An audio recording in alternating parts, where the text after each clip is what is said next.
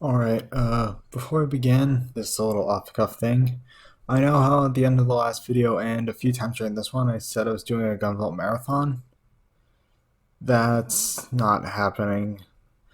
Not because I don't want to or anything, but simply because this video took way too long to make and I'm kind of burnt out on the series for now.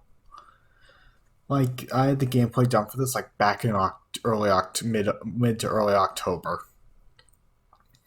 And due to stuff, mostly me underestimating a college workload, it took me until now to finally get it out. So I'm gonna work on something else, do a different series or something. Not necessarily a marathon, probably not. Not sure what I'm going to do yet, but I'll figure it out. Anyways, I hope you enjoy. You know, this sort of thing happens to me a lot. The story goes something like, I went to a GameStop, saw the game on the shelf, and I thought, oh, that looks interesting. I proceed to get it, and that was the secret origin of how I found Gunvolt. I had played a bit of classic Mega Man in the past and enjoyed my time there, so when I saw this was a Mega Man style game, I was pretty excited. But I didn't know what it was.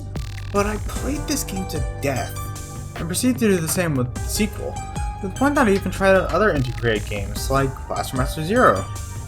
Hell, due to a combination of just being a massive fighting game nut and Gunvolt being in the game, I got fucking Blade Strangers! Who the fuck remembers Blade Strangers? That might actually be a decent game to talk about at some point. Anyways, now if it wasn't obvious, I love this game. Something about Gunvolt just captivated me. Was it the gameplay, the story, the characters? I don't really know. I've always wanted to give it a more complete look ever since I started making these reviews. To, you know, maybe find out what makes it tick for me. I've just been a little hesitant and I can't really figure out why. I guess I'm just afraid to fuck it up. Hell, that's exactly why I haven't made a review on East or BlazBlue yet. Also, BlazBlue being BlazBlue. But that's an entirely different can of worms. But after making a video on the first Mighty Gunvolt and some prompting from friends, and the new releases in the series is around the corner, okay, yeah, it's time to do this series. Welcome to part 2 of my Gunvolt marathon and probably the most in-depth review I've ever done. Let's rock!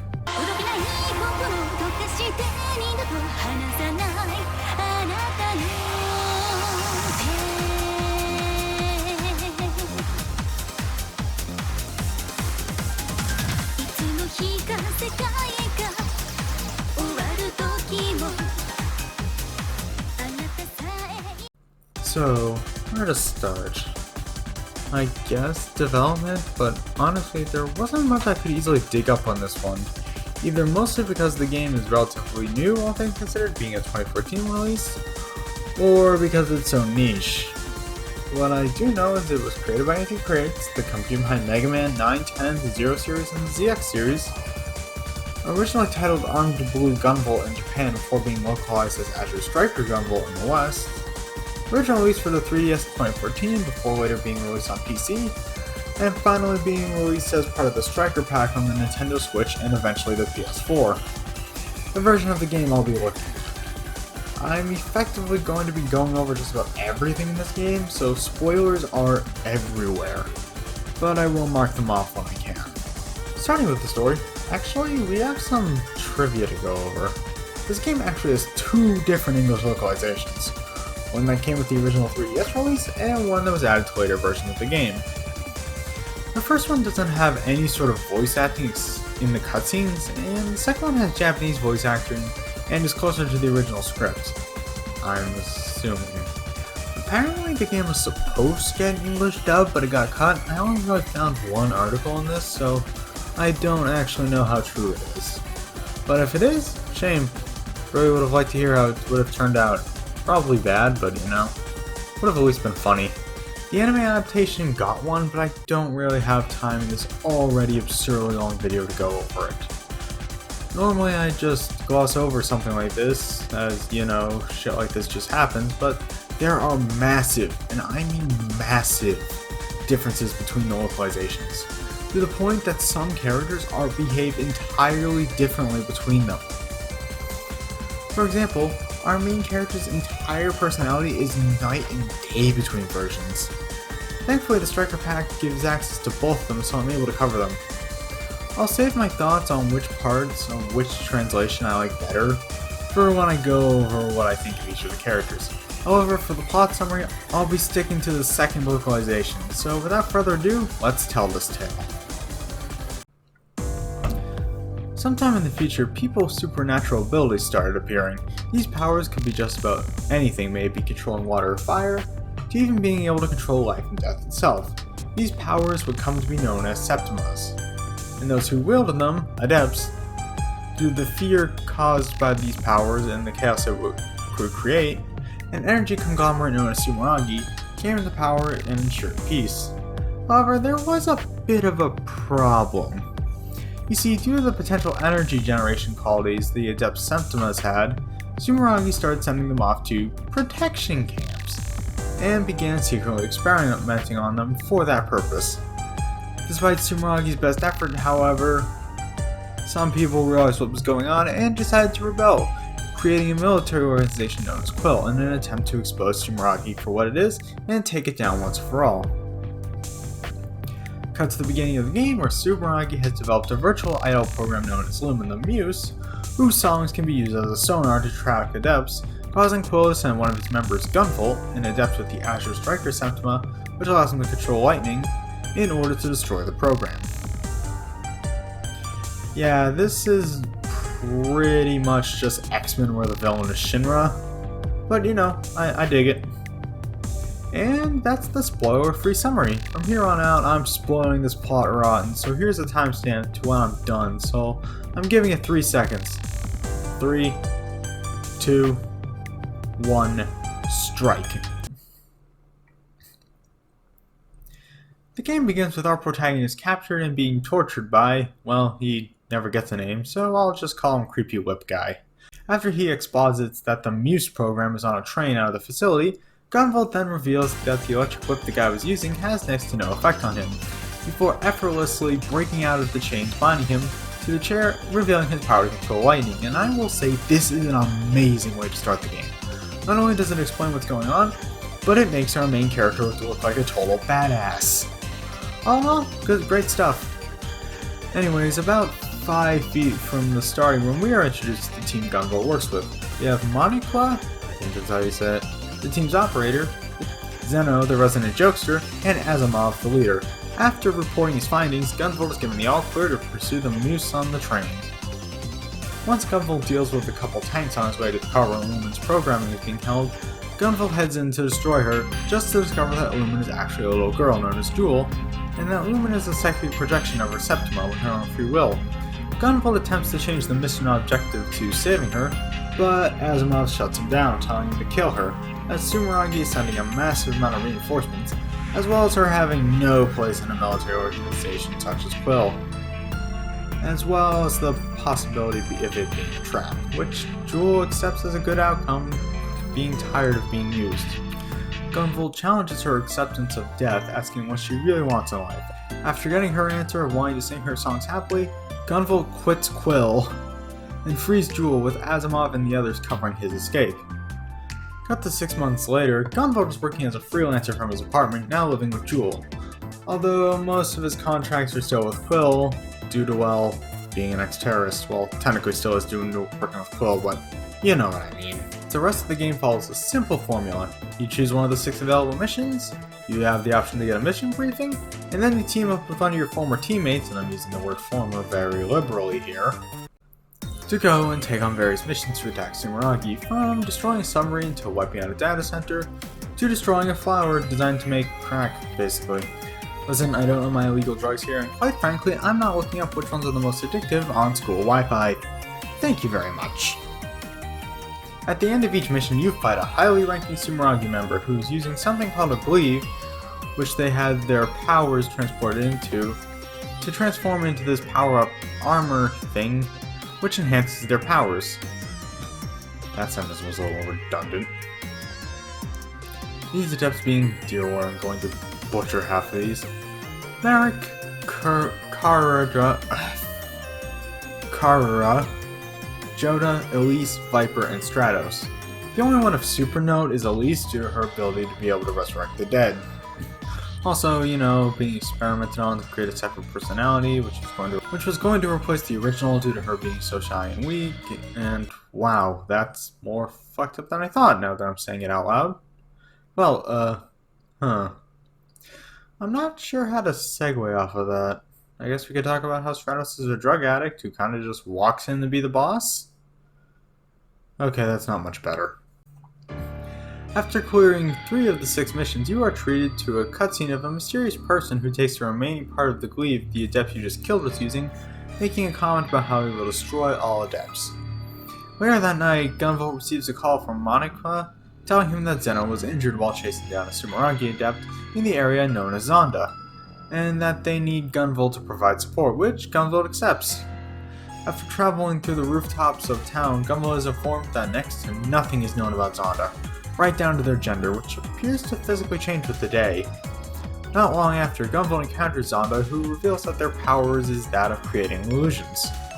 After going through an absolute trip of a level, with Zonda going on and on about love, which quite frankly makes me uncomfortable for some reason.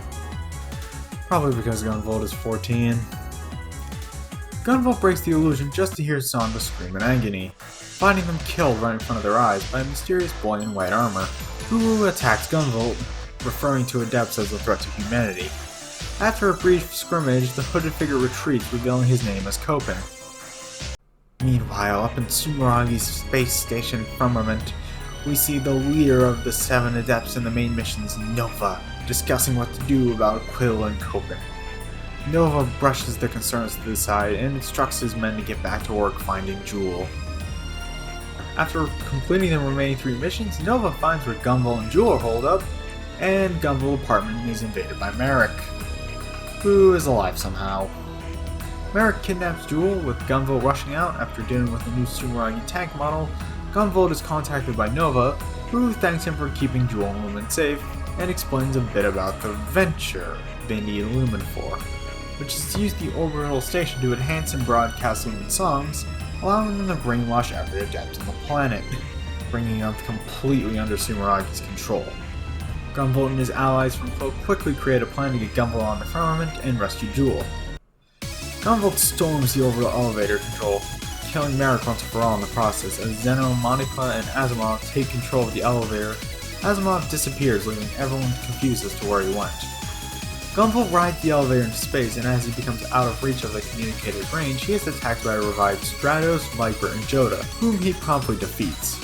Once on board, he runs into a deranged version of Elise, revealing that there were actually 3 of them. She revives the other 2, and after a quick fight, it's revealed that Gunvolt can't really do anything to the 3rd one, when a familiar bullet comes in from off-screen, revealing Copen's presence on Firmament with his own plans to stop Nova.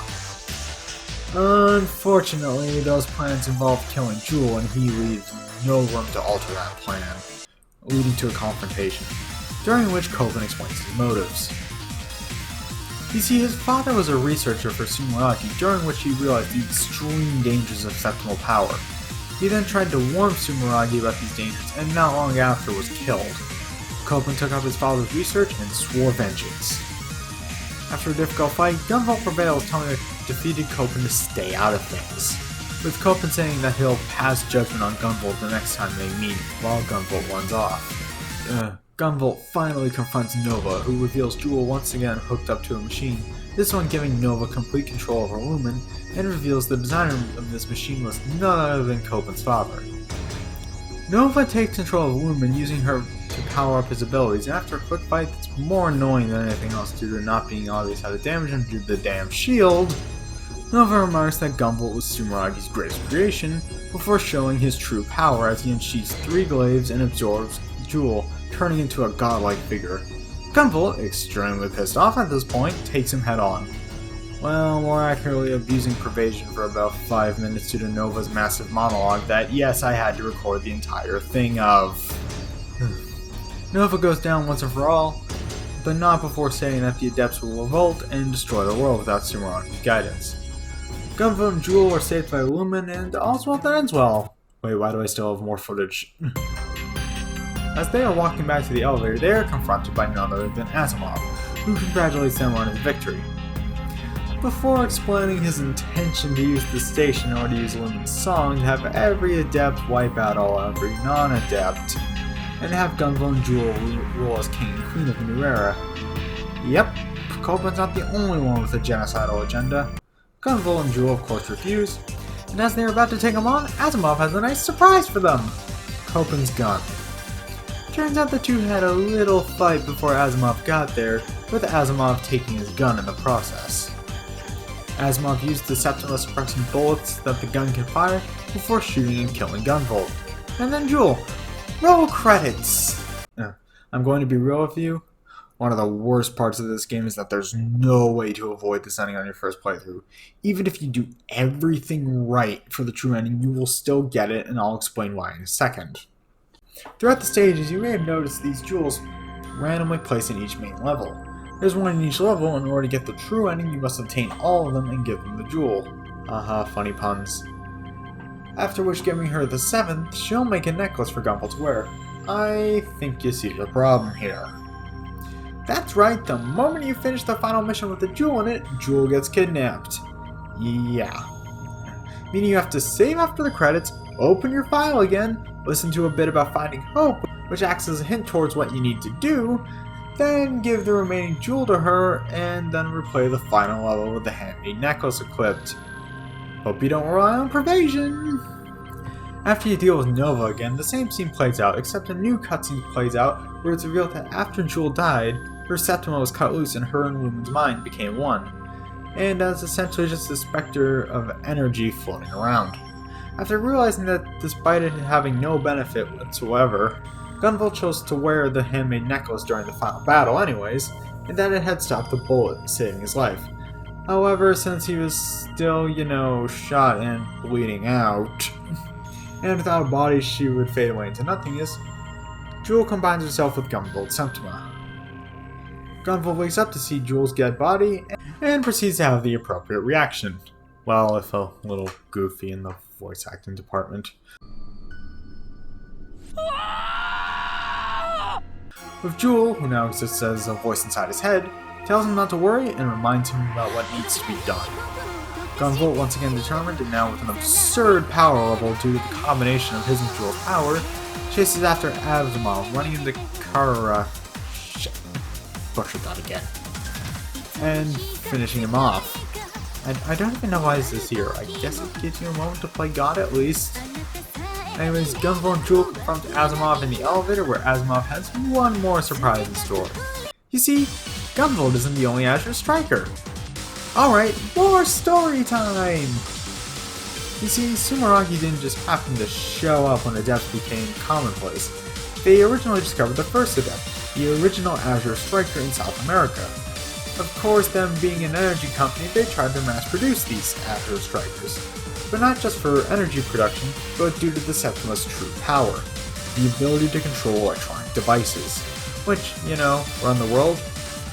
This was Project Gunvolt, which Asimov and our protagonists were the sole survivors of. Now that that last bit of exposition is out of the way, after an epic clash, Gunvolt proves victorious, with Asimov sadly lamenting that he feels he went wrong somewhere down the line raising Gunvolt, and warns him that as long as he has the kind of power he does, he will always have to fight for something, before leaving the future to him and wishing him good luck one final time before succumbing to his injuries. Gunvolt exits the elevator without an explanation, leaving Zeno and Monica to deal with the horrifying sight of Asimov's dead body before disappearing into the sunrise with its spirit broken, ending Azure Striker Gunvolt.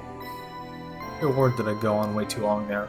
Over 3,000 words, and I haven't even gone over the characters yet, never mind the gameplay. Right. Overall, I like this story. It's pretty simple, which is perfectly fine for this kind of game, and overall, it does not have any plot holes as far as I can tell. The characters, for the most part, all have reasons to do what they are doing, and the twist at the end isn't bad at all. It mainly suffers from the game not being long enough to flesh out everything to its full potential. But if it was, we might risk getting into RPG levels of storytelling here, and that's a bit overkill for a Mega Man style 2D platformer. Overall, worst thing I can say is that it has missed potential. Onto the characters. Gunvolt is very much a stoic protagonist in this game, unfortunately to the point of being boring at times. His dryness does occasionally work well, like when he's teamed up with Zeno during missions, but most of the time he's way too serious. He just for the most part has nobody to bounce off of, which is a shame because when he does, he's a great deadpan snarker, and when he makes a good comment, it tends to be really good, like during the radio tower mission where he asks why there are spikes in the middle of a cargo transporting area. The original localization actually fixes this by making him more of a rude hothead, which, while very cliche, does work towards his benefit, especially because of Gunvolt 2 only having the localization in the style of the second one, actually giving him a bit of an unintentional arc. But I'll get to that when I play Gunvolt 2. His motivations, for the most part, make sense, as he just wants to make the world a better place for him and Jewel. His tragic backstory of being created, or bare minimum, experimented on in a lab, is touched on and explains his hatred for Sumeragi and why he's so protective of Jewel. However, he's not blinded by his past, as shown when he refuses Asimov's offer at the end of the story. After giving in to his anger and killing Asimov, he leaves the story a broken man. Overall, not a bad protagonist or anything, he honestly just feels like a victim to the game's mid-mission writing than anything else. There's not really much to say about Jewel here, unfortunately. She very much just exists here to be adorable and to supply Gunvolt's motivation, which is honestly a bit of a shame as I wish she was a little more active in the plot. And this extends to Lumen. Lumen is probably the main character with the least amount of screen time. She serves as sort of a big sister character to Gunvolt and Jewel. At least I think that's what they were going for. Hard to really tell due to the lack of screen time. The real shame is, however, is her original localization itself's lack of screen time, having even less than normal for reasons I'll get into later. Like Gunvolt, Lumen is a completely different character between scripts, with her having a more of a mischievous character, photobombing the scene and honestly making some pretty funny comments. Honestly, I don't know why, but the "next time don't wear a shirt, hottie" comment always gets a laugh out of me. But unfortunately, as I said before, barely any screen time due to the way Talk to Jewel sections were handled. Monica is nothing special. She simply suffers from a similar problem Gunvolt does in that there's not really much going on here. She mainly serves as just mission control, monotonally explaining what's going on with the occasional actual commentary. It's honestly really hard for me to pin down on what her character is supposed to be, so I'll just stop here. Zeno is probably the best clone member of the bunch due to how much of a jokester he is. When you get a mission paired up with him, you know it's going to be a fun time. With him and Gunvolt bouncing off incredibly well. Not every joke lands though. I think the biggest example is him saying that Lumen is his waifu in the first stage, although even that one isn't too bad. Overall, fun times. Asimov. Asimov is very similar to Monica during missions, however he just comes off more distant than anything else. And does make some good commentary. His random use of English is pretty funny, with his trademark "good luck" being the most notable. The big reveal of his villainous plan isn't foreshadowed the best. I mean, him disappearing makes it obvious he's going to do something, but his hatred of non-adepts isn't really into that. Maybe if he was the one commenting over this on the mission, there could have been some, but instead it's Monica's job, so that ship sailed. Apparently they go more in depth to his reasoning and side material that I never read, but in my opinion you shouldn't have to do that to understand the final boss of your video game. All we know in this game is that just like Gunvolt he was experimenting on, which is a damn good motive. Just wish it was better hinted at. The reveal that he's the second Azure Striker was pretty good, if a bit out of left field. Well, he also has a great boss fight, well outside of Voltage. Bullshit, but we'll get to that later. The only other thing I wish was expanded on him is his father-son relationship with Gunvolt. It's stated that he raised him, but it's never really shown in their conversations. But he's not bad or anything, just missed potential is all. Also, before I forget, his boss name kicks ass. Coping can be summed up with, "I will kill you, Darius! I will kill all of your kind! Yeah!" Okay, jokes aside, Cope in this game mainly serves as Gunvolt's edgy rival. He has a grudge against the Adepts, and boy is he gonna be edgy about it. Okay, now I'm done making fun of him. Copen is another example of missed potential. His reasoning is explained fairly well, but due to the game's length and his lack of screen time, we don't get to learn much about it, which is a shame as he has the potential to be an interesting character with his whole taking up his father's research thing with vengeance. It also helps that he's one of the most competent threats in the game, with his great snatcher attack being designed with the sole purpose of punishing people who rely on probation. Thankfully, my wishes came true in the sequel and the spin-off game. The bosses are fun, they have their quirks and are fine for the amount of screen time they have. I'd say for the most part they all have made an impression on me in one way or the other. Once again, the standout one is Holy's due to her having more focus than the rest. Other than that, they're pretty one-note, but in a good way. Oh yeah, another thing about Elise before I forget. Between versions there's a very interesting detail. In the original localization, the other two Elises were actually just split personalities rather than being these weird clone things. Finally, we have Nova. Nova's only real sin is the fact that he's completely miscast. Why does he sound like a middle schooler? He should sound like Yu-Gi-Oh! Bridge Noah. All of these are very good ideas. Good ideas indeed, except for yours, Chrome. That was dumb, and so are you.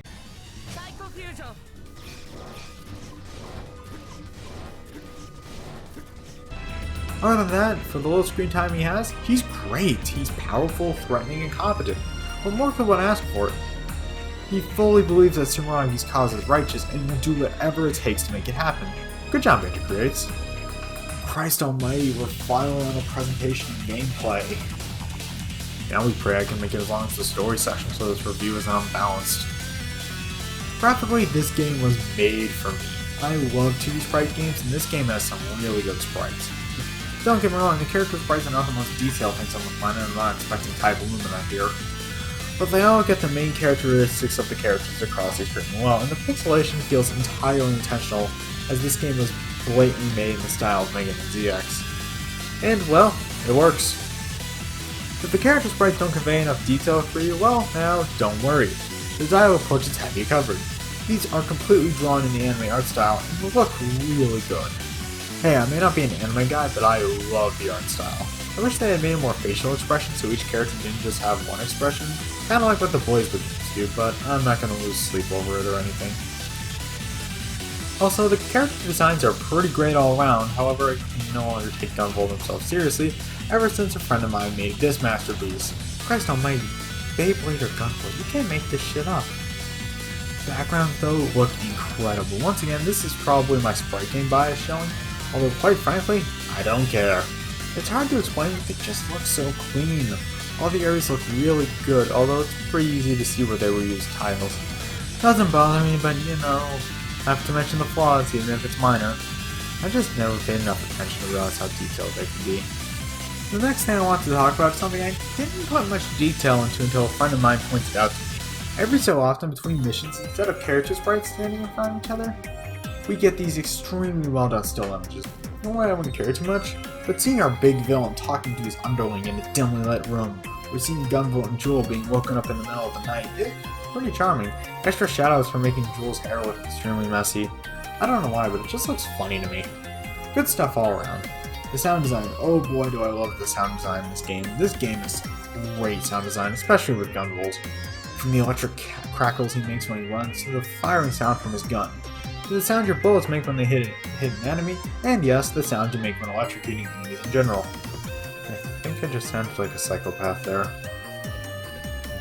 Let's talk about my favorite aspect of any game sound design, the music. I originally was not much of an electronic guy, but Gunvolt and Icy changed my mind on that. I straight up have physical versions of all the game's soundtracks currently. That's how much I love them. This game's soundtrack is almost entirely composed with this electric property to it, which is a great detail considering, well, you know, we're controlling a lightning user. The variety of the soundtrack is also great, some of my favorites being, there's actually different names for each song in the soundtrack depending on region. I'm just going to be using the name for them you'll find in the English Steam page for the sake of simplicity. Lightning Unleashed, Jewel's Wish, Envious Necromancer, Monolithic Pride, The Avenger, Committed to Annihilation, Lightning Pierces Through, One with the Electric Waves, Lightning Crashes, and The Approaching Dawn. Seriously, give this stuff a listen at some point. Now for the non-electric sounding songs we have the vocal tracks. Not gonna lie, I don't like most of these. Maybe it's because I'm not much of a J-pop guy, or the songs just aren't very good, I don't know. Whatever the case, I like Beyond the Blue, and quite frankly, the only song that matters, Reincarnation. Which might sound familiar because this is the song I'm using for the opening of this marathon. And depending on how good you are at this game, you will be hearing it a lot. But we'll get to that in a bit. Although, overall though, most of the vocal tracks just aren't for me. If you like them, good for you, just not really my thing. I do wish we got some instrumentals though, but you know, I don't know. Maybe if I wanted to do a karaoke night as a joke. Actually, scratch that, pretend I never made that comment. One thing that gets on my nerves ever, and I mean ever so slightly, is the voice acting. Bad voice acting tends to be a pet peeve of mine. At least when it's not hilarious. This goes double for games with only Japanese voice acting because of my experience with the anime community. In this game, it's fine, I guess. It sounds a little too stiff, especially Gunvolt and Monica. Asimov tends to come across as removed from the situation in general, so he can get away with it. As I said in the story section, Nova feels like he was miscast. Which is a shame. Once again, it's not terrible or anything, just kind of meh. It won't take you out of the experience or anything, well, not too badly, but it's not very good either. Also, there's a level of laziness to it because of there being various changes to things like attack names between regional versions, and they didn't record any lines for those. I understand it's an indie studio, but it's a bit jarring once you notice it, especially because a good number of the changed names are better than the original ones. But I digress. Part of the reason I bring this up is because it's very noticeable in all the mid-mission dialogue. Your buddies will constantly chat with you over the radio, and while it's charming and gives a lot of personality to your team, Gunvolt, and the bosses, it also has some issues. I already went over the mediocre voice work, but the real issue is how missable it is.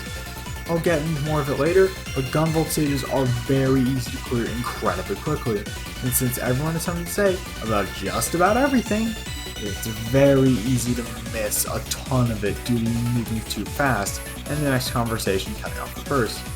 So if you want to hear everything, you have to constantly stop, and it gets annoying extremely fast.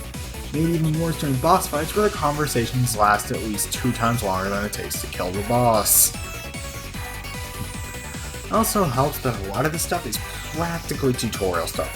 Yeah, a lot of it is just plain blatantly obvious stuff. Like what a checkpoint is. Why? This is a T-rated Mega Man style game. Who the hell is playing this as someone who has either got this as their first video game or is just that oblivious to basic gaming tropes? And this isn't just the first stage. They explain obvious shit in the main levels. I'll admit some of these explanations are pretty great, like Zeno's comments about the spikes being instant death in the data center, but jeez, I get you want to accommodate newer players, but relax guys, seriously! Now on to the most important question, how does it play? By the way, I did 2 full playthroughs, one with probation and one without. Azure Striker Gunvolt is very much a spiritual successor to Mega Man Zero and ZX. You can jump, shoot, wall jump, dash, everything you expect from a Mega Man Zero game. However, the big difference between this and Mega Man Zero is how you damage enemies. Instead of just shooting the enemies or slashing them with your sword or whatever, I mean you can't just keep shooting them, but that won't get you anywhere fast. You instead shoot enemies to tag them. Then by pressing one of the 2 buttons, you can activate the defining mechanic of this game, the Flash Field, which is a move that causes Gunvolt to generate a massive ball of electricity, which will then home in on tagged opponents, causing them to ride the lightning. Not Kai's move, I mean what the song's actually about. When it comes to the way you attack is the definition of finding your opening. To kill most enemies, you only need to tag them once and then light them up with your electric glove and make them feel afraid because you're dangerous. Okay, managed to reference both lightning-based songs I know off the top of my head, and cross that off the checklist. However, to add even more damage to the mix, you can tag the same enemy up to 3 times to increase the amount of damage you do to them. More often than not, the key to winning fights in this game is finding an opening to tag and then doing your best to dodge attacks as Flash Field does its thing. You can also damage enemies with it without tagging them, but it's a waste of time due to its shit at damage output on its own. Flash Field, as you would expect, also has other uses, as it can be used to do things like light up dark areas, activate switches, and it actually slows your falls, allowing you to do more precise platforming. even blocking solid projectiles too. Levels are almost always built around it in some way, either using it as a help or a hindrance. For example, the data center level has you using it to activate platforms and ride magnetic poles, while the greenhouse level has platforms that disappear when hit with it. Also, without question, if there's one thing these levels are great for, it's speedrunning. Gunvolt games in general are a blast to speedrun, and this one is no exception. Flashfield, however, is limited by a resource called EP. It shows up as a blue bar below Gunvolt as you use it, and stays there until it's fully recharged. It also shows up as a percentage below your health bar, but let's be honest, no one watches that since the bar is so much more convenient. EP does recharge on its own over time, but you can manually recharge it instantly by pressing down twice. If it runs out, you overheat and have to wait for it to fully recharge again before you can use it for any purpose. EP actually has one more use, and it's a big one that will either make or break the game for you: Pervasion. You see those after images behind Gunvolt? They aren't just a cool effect. When you have EP, when you would take damage not using Flash Field, Gunvolt will sacrifice 25% EP in order to completely negate the damage. I think you see the issue here. Pervasion, once you know how it works, completely breaks the game. You can just run straight through enemies without taking any damage. As long as you're recharged on occasion, there's next to nothing the game can do about it. It's extremely unbalanced and should have been tested more. However, there are two things about it that don't make me completely despise this system. One, you can turn it off at any time just by unequipping the Pervasion chain or any other Pervasion granting equipment. Two, the game straight up gut punches you for relying on it. There are several attacks in this game that completely ignore it, the most notable being Copen's Greed Snatcher, which completely disables all EP-based abilities for a short while. I honestly love this. It's a great way to keep the player in check, as you may be mostly invincible, but you're still mortal. Still happy that in later games they toned it down a bit though, and the game becomes much harder and more enjoyable once you learn how to play without it. So, we went over how EP works, now let's get back to talking about how tagging works, because how many tags you have at once is determined by the type of shot you're using. You can unlock more as the game goes on, and for the most part I only personally use 3 of them. Cerberus, because it's what you start with, Naga due to it allowing 5 tags, making it the second highest amount in the game, and Orochi because it's by far the best with absurd coverage and 7 tags. Not to say the others don't have uses, it's just that Naga and Orochi outclass them most of the time in my eyes. The last major gameplay mechanic to talk about is skills. These are basically super attacks that do just about anything. May it be a massive ball of lightning or healing you instantly, or instantly restoring EP even when that shit's shut down. Skills are tied to skill points, which recharge over time with no way to speed it up. I'm actually not complaining about this considering how strong skills like Galvanic Patch and Lucky Caliber are. These are activated by using the right stick, with you having to choose a direction and pressing it down in the Switch version, and just moving in a direction in the PC version. You get skills over time just by leveling up, which happens naturally throughout the game as you kill enemies. Levels only affect your health and skills, so there isn't much to say here. However, you do get a full heal when it happens, so it is useful in that way, just don't bet on it happening. So, Gunvolt is an extremely capable fighter, arguably too capable, especially with Pervasion on. However, there is a reason to not skip over enemies. Points! Okay, hear me out on this one. As you damage enemies, you obtain kudos. Kudos are a reward for defeating enemies in various ways. For example, if you destroy an enemy with a minimum amount of tags on them, you get 10 extra kudos. If you repeat the same process but do it in the air, you get 30. If you kill 2 enemies at once, you get 100 and so on. Stuff like that. Once you get 1,000 kudos, you are rewarded with a music change. Listen, it's actually more hype than you think. At the end of each mission, your score and time are combined to calculate your rank, which with the medals you obtain give you a number of item drops, which you have to randomly guess where each item is honestly a little too time consuming because I am convinced the item's locations are randomized each time anyways. Between missions you are taken back to Gunvolt's apartment, where you can do a few things. The first one is save your game, as this game doesn't autosave. You can accept challenges, which is something I'll get into in a bit. Customize your loadout with various equipables that you can synth at the shop. Oh boy, the shop! It's terrible. Because instead of just buying the stuff with the money you obtain from defeating enemies, you also have to have the right materials. which, as I pointed out earlier, are effectively random drops. This leads to a system which is barely useful for even most of a competent playthrough, which sucks because having buffs like a double jump or air dash is always great. But unfortunately, as for reasons stated above, you being able to actually get them is extremely low. However, I did manage to get my hands on arguably the best pendant in the game, Charge Guard, which actually lets me take on the boss rush of the game. You can also take on challenges which are basically just replay the level with added stipulations. You can have up to 3 active at a time, and these do add more challenge to the missions, sort of. I'll admit, beating the final level without Pervasion is a good one since you need to do that anyways.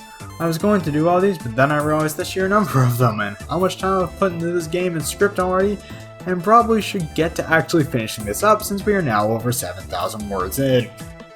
The final thing you can do with the apartment is talk to Gunvolt's roommate Jewel, which leads to some nice bits of dialogue exchanges that are extremely charming, with it telling you various bits of Gunvolt and Jewel's character. I'm still learning things from these conversations, such as the fact that Gunvolt wears contact lenses and glasses. Also, the fact that he goes to school. Wait, what? He is literally Clark Kent here. And while that's pretty funny, it also blows my mind that a wanted terrorist is just able to go to a middle school with nobody batting an eye. Overall, great character building, less so in the original localization due to there being a much smaller pool of conversations to pull through, but it also has another purpose. If you talk to her when you die, there's a small, random chance that Aluminum will sing her anthem and revive you in a powered up state. Anthem is completely busted in every possible way. Infinite GP, infinite jumps and air dashes. So you're probably wondering why I'm not annoyed by this in the slightest, unlike say Golden Raccoon Mario from 3D Land. Well, that's because it's completely random when it goes off, and I'd be lying if I said I did get extremely hyped every time reincarnation kicks in. And just like Pervasion, you can simply turn it off by not talking to Jewel. Also, a little fun fact, I had a hard time getting it to go off in my playthrough since I've gotten so good at the game at this point that I barely died, combined with me getting a ton of bad rolls. Only one thing left to talk about. First off, more spoilers, so here's another timestamp. After beating the true ending, you unlock special missions, which are hard mode versions of various parts of the stage, taking one act from 2 stages and placing them together, and randomizing which of the 2 bosses from those stages you fight. These are pretty great, they are genuinely challenging, at least compared to the normal stage, and Anthem is completely disabled during these. Although Special Force sucks in the regard that you can end up rolling the true final boss as your boss fight, and as I said earlier, Voltage Chains is bullshit, even more when you can't fly, which is why me getting Charge Guard Plus was so important, because now I can take on Special Mission 5, Boss Rush. Let's rock.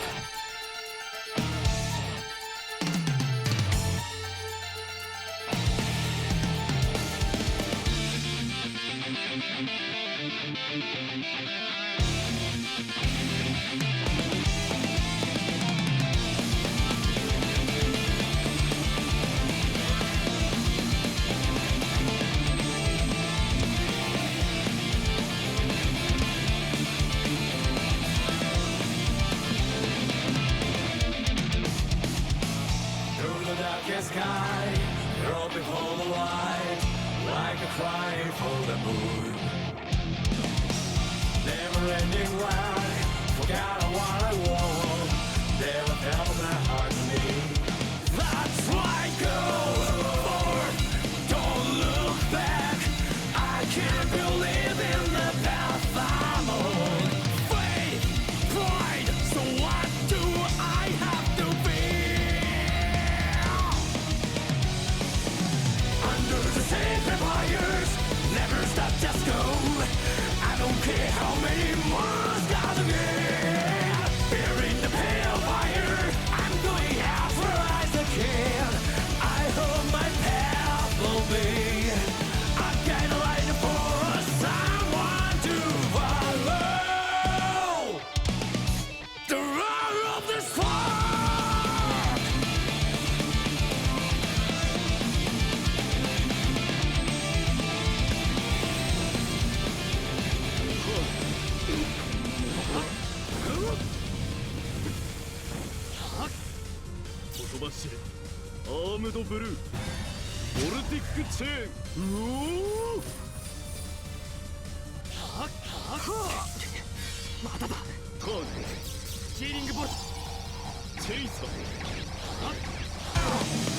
Under the sacred wires, never stop, just go.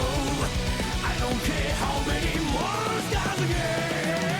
Here in the pale fire, I'm doing as well as I can. I hope my path will be.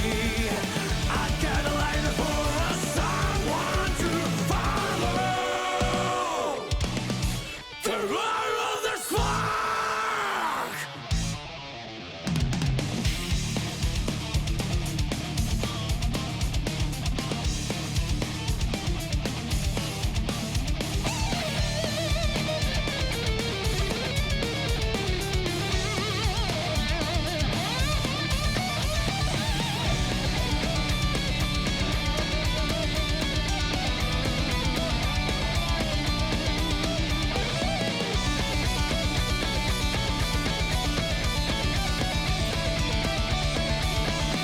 Yes! Holy shit, yes! I fucking did it! And I got fucking next rank as well! Awesome! Whoa! Whoa! Now this is why I play hard games. This is what I fucking live for. I feel like I'm on top of the world! In conclusion, if you couldn't figure it out, Azure Gunvolt is a great game that I think everyone should at least try. Now if you'll excuse me, I have more celebrating to do. I can't believe I finally did it after all this time!